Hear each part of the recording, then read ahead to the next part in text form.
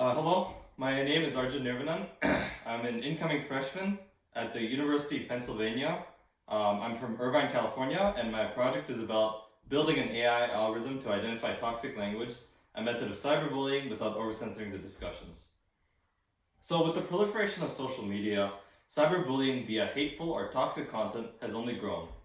These abusive comments often use identity terms such as gay or African American to attack another person, while there are many legitimate discussions about, say, LGBT rights or Black Lives Matter that also tend to use the same terms in non-toxic ways. And often the tools designed to moderate or block these toxic comments incorrectly assume that just the mere use of these words means that the entire sentence is abusive, thus exhibiting a bias towards these words and censoring legitimate discussions. Now, this bias is not new. From recidivism algorithms predicting higher risk scores for African Americans to hiring algorithms that didn't hire female candidates for programmer roles, many AI models are rife with bias. But how do they get to be this way, right? It turns out that the data that the model is trained on is often uncurated and contains inherent biases, which causes the model to carry those forward.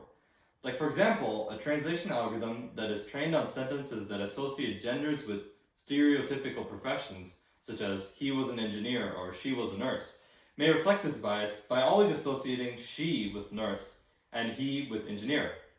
If the dataset had an equal number of examples to break that stereotypical bias, the model would likely learn better. Similarly, social media moderator algorithms trained on data that contain identity terms used in toxic ways also learn to associate these words with toxicity. So how can this bias be fixed?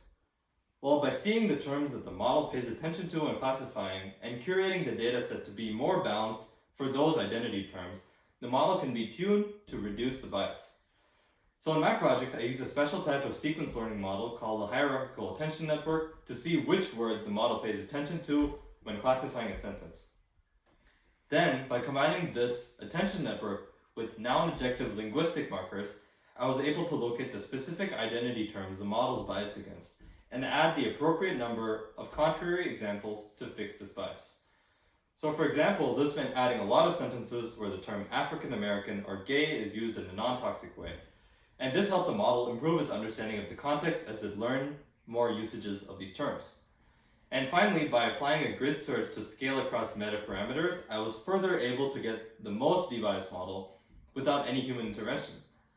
And the results showed that when compared with the baseline model, my debiased model reduced the bias by at least 44%. More interestingly, the debiased model began to classify toxic comments not just correctly, but also for the right reasons.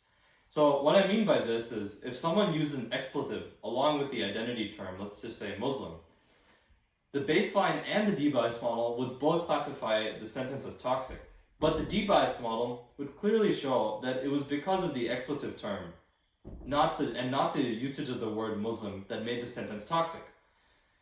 So using this debiased model, I developed Detoxify, a tool that classifies toxic comments and provides live feedback. Models like these that explain their predictions live without unfairly censoring legitimate discussions are key to making sure that social media is more civil, which in turn is critical to mitigating cyberbullying. Thank you for listening to my presentation.